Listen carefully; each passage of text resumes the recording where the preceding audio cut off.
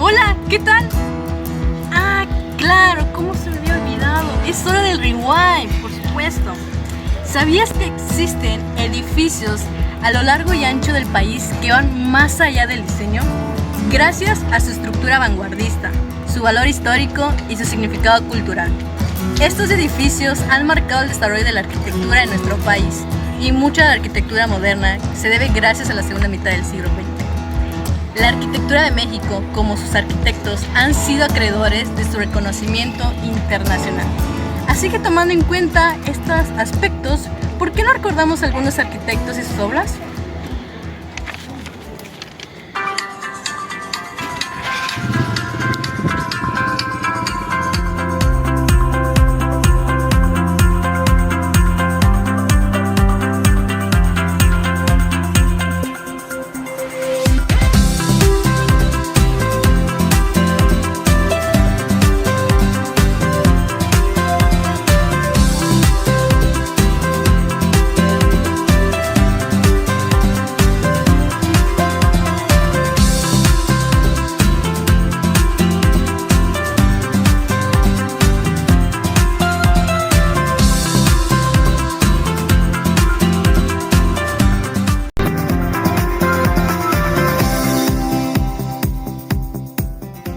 Juan O'Gorman, uno de los creadores más representativos del arte en México del siglo XX.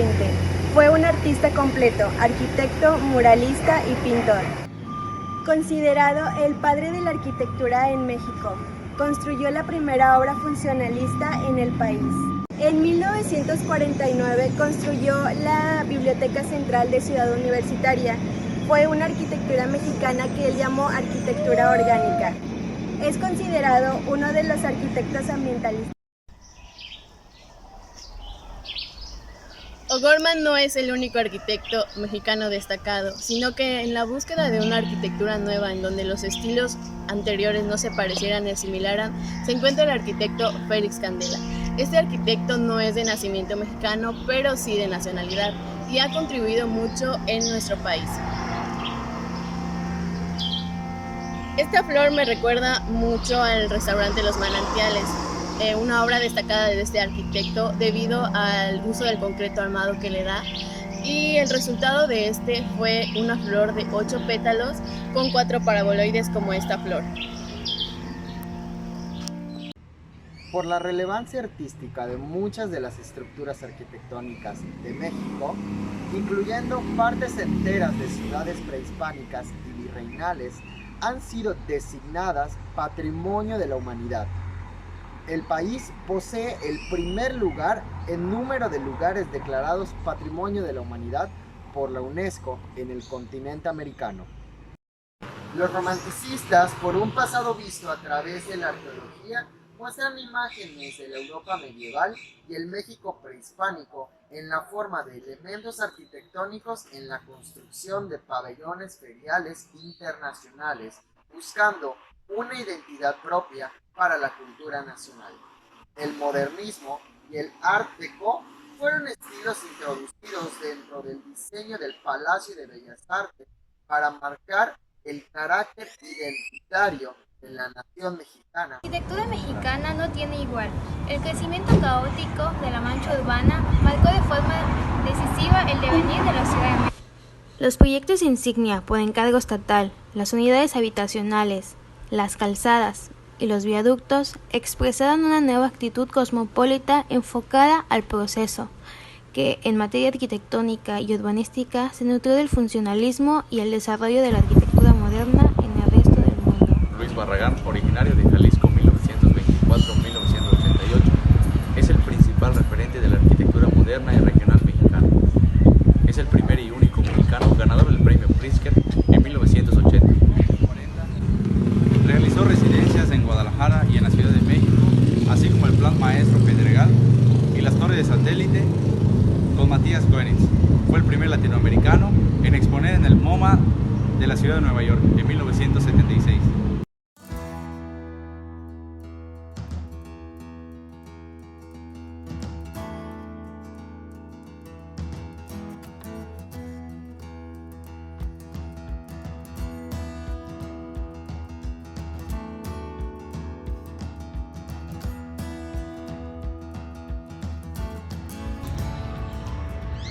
El punto más alto de la arquitectura moderna en México es la Casa Luis Barragán, nombrada Patrimonio Mundial por la UNESCO en 2004 y construida en 1948. La obra más íntima y famosa del arquitecto mexicano revela una relación entre la arquitectura moderna y elementos tradicionales, así como las demás construcciones de la zona. Al mismo tiempo, revela la práctica arquitectónica tanto introspectiva como personal del arquitecto en su proceso creativo.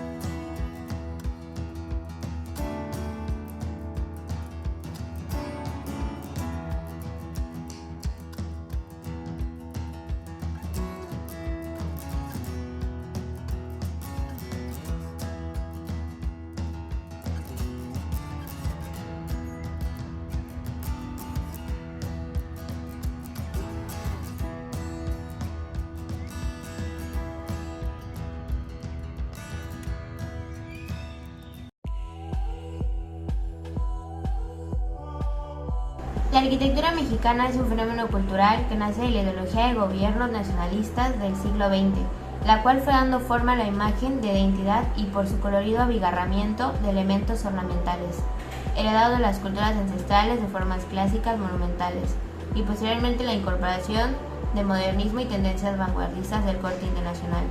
Dentro de la arquitectura del Estado por fuerte incidencia del presidencialismo mexicano. Sobresalen arquitectos como Teodoro González de León, Agustín Hernández Navarro, Abraham Zabludovsky-Kraveski, Mario Pane, entre otros.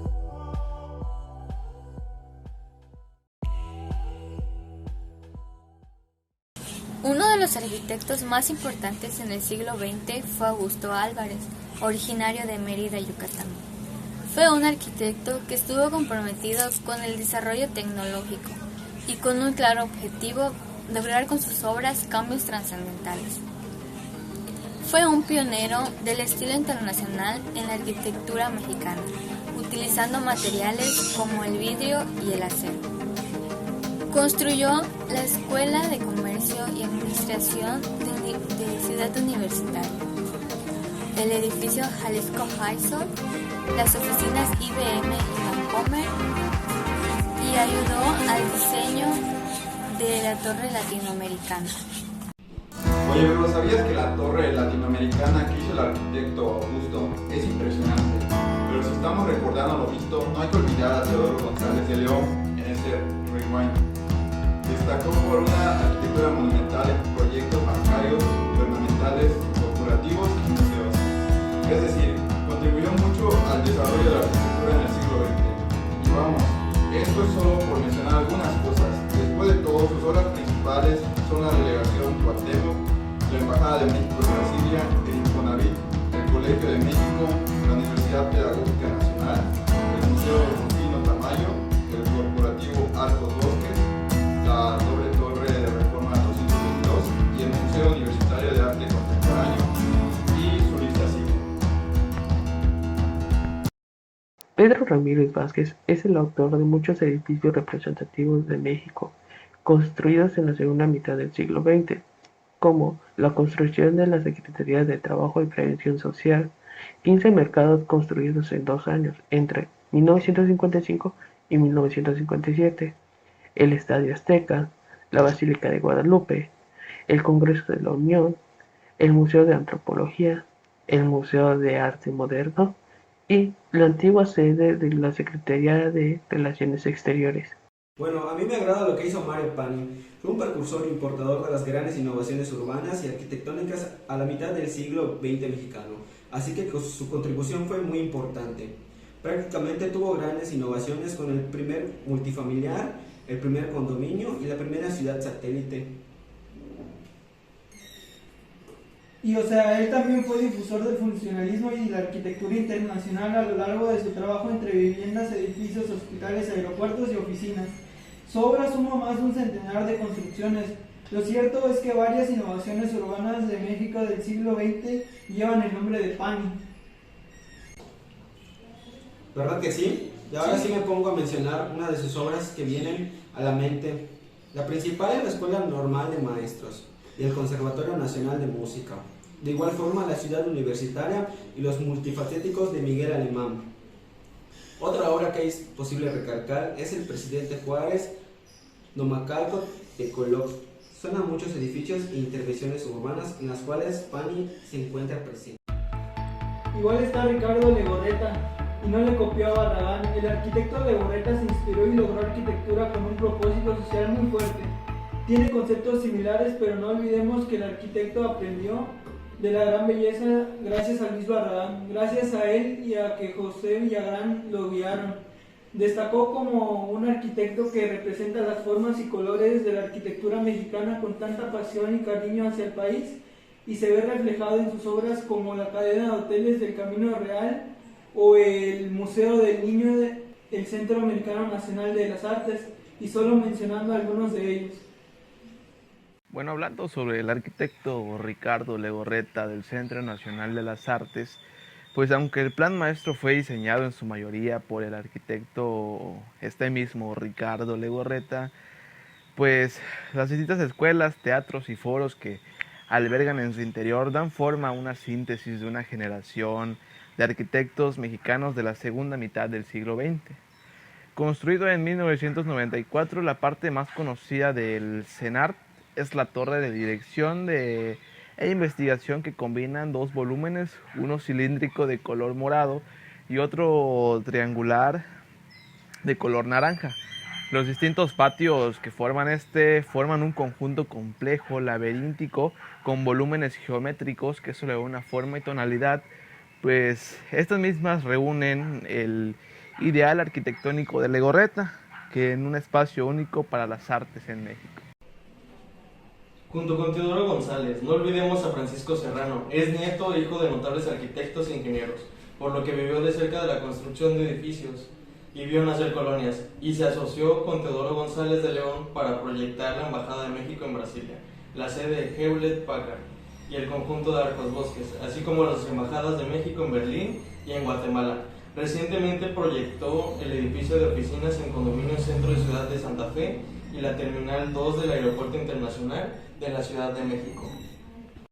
Hablando un poco más de finales del siglo XX, tenemos al arquitecto Enrique Norten, quien introdujo el discurso contemporáneo internacional en el ámbito mexicano a finales de siglo.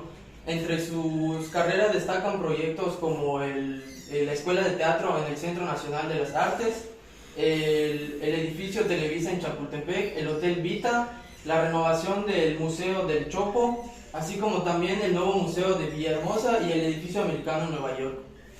Excelente. Cuando se habla de arquitectura moderna mexicana, tenemos que hablar del arquitecto Alberto Calach.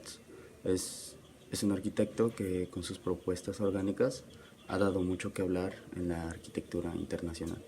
Este arquitecto se ha caracterizado por su sentido de responsabilidad social, ya que se refleja en cada una de sus obras, que respetan al máximo la naturaleza y el entorno que les rodea. Al norte del Paseo de la Reforma en la Ciudad de México hay un edificio que le roba la atención a todos los transeúntes que pasan alrededor de él. Este edificio, con una fachada cuadriculada y un color ocre que te roba la atención a plena vista, su estructura juega un papel muy importante, ya que esta estructura le da una privacidad enorme al edificio. Gracias a esta privacidad, este edificio puede llegar a mantener a un invernadero de animales tropicales. Esto puede llegar a conectar mucho mejor con los habitantes de este edificio.